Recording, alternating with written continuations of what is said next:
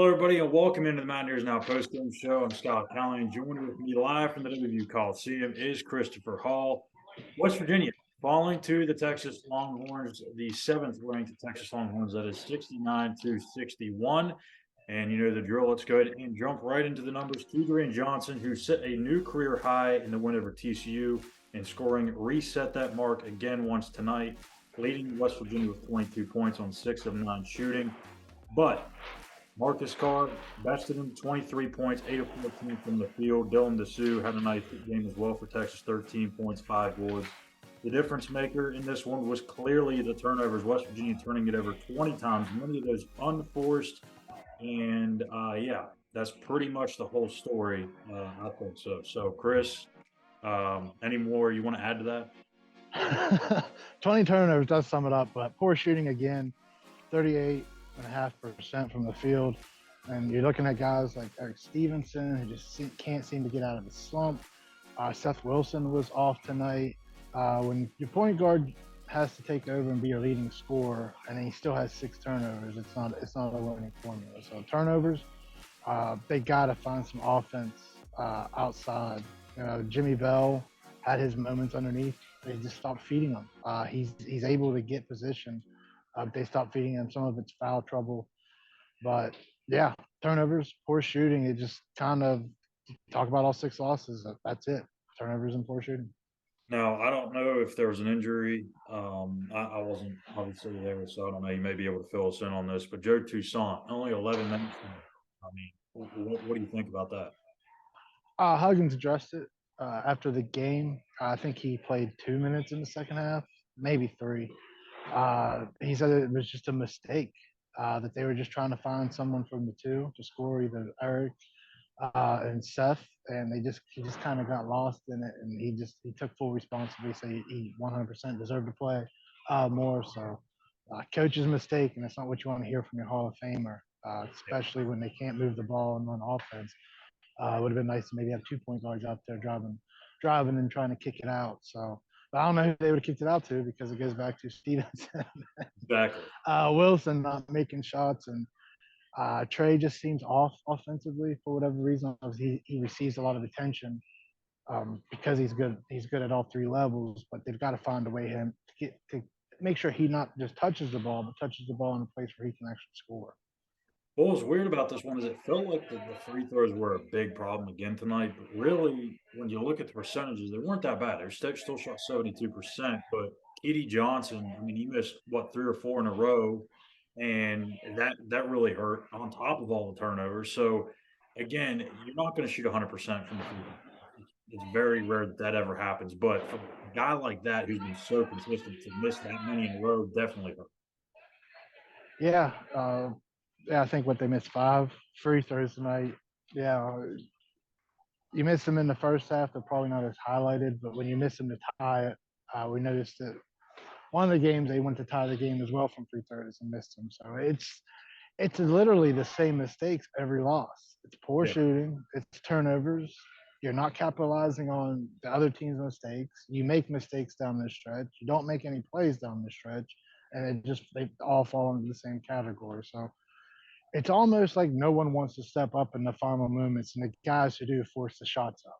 They force a bad shot trying to make a play. So at some point, they just need to run the offense. I've said it every loss, just run the offense. And even when it's down to a minute, just run the offense. They always get numbers, but they're either hesitant or a half a step behind, a half a heartbeat behind with the passes. So, Emmett was open underneath. By the time they threw the ball, hitting the ball, the defender already caught up, and he wasn't able to capitalize on it.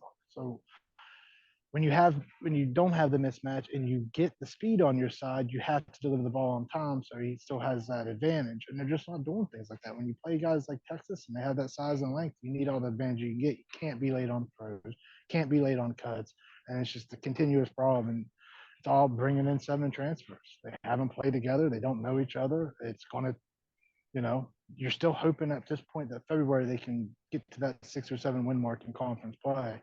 To get them in the postseason. So they're still close, but much like everything else, final 3 minutes, TCU, they were able to pull away the other night, but tonight, not tonight. Yeah, I mean, it wasn't just the turnovers. I mean, how many missed shots did they have within 2, 3 feet of the rim? I mean, that was another big issue. But on the defensive side, we saw them do a really good job of trapping TCU a couple of nights ago and forcing them to kind of get out of their rhythm. Tonight, Texas kind of caught on to that about halfway through, and it seemed like there was way too many open shots at the rim for the Longhorns. Were you surprised that West Virginia stuck to that style for as long as they did? No, because they haven't guarded the pick and roll well anyway. So they're throwing different things. They're trying to work, and again, it goes back to having all those transfers. You got to have communication on the back end. They're not doing it. Trey Mitchell uh, owned it tonight. He's one of the guys that has to do better on that back line when there's cuts and being loud, yelling, letting them know what's going on, where the cutters are coming. So it's just simple mistakes, and it's a half a heartbeat behind. If they can ever just play loose and play within the system, they'll be fine. There's plenty of talent. They're just not playing within the offense, and they're not playing really within their own games. They're just trying to force too much during the clutch. Quickly, last before we get out of here, let's just throw a two-parter at you. Emmett Matthews seems like he's just been struggling offensively. He was one of, I think, six tonight, 0 of 1 from three. The talk coming in was his offense is much better. It's much improved. His shots better. We've seen stretches of that, but it's not been consistent. Is that just because of Emmett's style and that he's not the aggressive type player that we all thought he would be maybe when he first came to West Virginia, number one? And secondly, just talk about the night that James Okonkwo had off the bench, 6 points, 4 boards. Emmett, it's just a matter again, guys not finding him open. He's open. There's a lot of guys open within this offense. They're just not finding him. He makes cuts and they get it to him late, and he's either already double teamed by that point or in a bad spot. So again, it's just not running the offense correctly. Okonkwo, man, he has steadily gained confidence throughout the season. There's a guy that's, he's in year two in the system. He's starting to understand where he's supposed to be defensively and what they're asking of him right now. They're not asking him to do a lot offensively, but they are asking him to do more defensively. And when he does get the ball down low, he is looking at the rim somewhat, but he is close enough to just get it up on the rim and have some luck there a little bit. But if you get it up over the rim, more often than not, it will fall. So you're seeing a kid that's working hard, and hopefully, in a year or two, and he's still within the program, you can actually see maybe an all-conference caliber player um, performing every night, other than just a sophomore trying to still learn the system. Yeah. We are a bad basketball team, says Bob Huggins. That's an interesting quote. So we'll see if the Mountaineers can right the ship when they get back on the road on Wednesday night. They take on the Texas Tech Red Raiders, who have yet to win a game in Big 12 conference play. So definitely an opportunity to get right back into the thick of things and see if they can get back in the win column. So again, West Virginia, Texas Tech on Wednesday at 7 o'clock ESPNU. We'll be here for the post-game show. As always, again, the Mountaineers falling tonight 69-61 to the Texas Longhorns. For Christopher Hall, I'm Schuyler Callihan. Hit that subscribe button on YouTube, Mountaineers Now, and on Twitter. Hit that follow button, Mountaineers Now as well. Thank you guys for watching. We'll see you guys Wednesday night.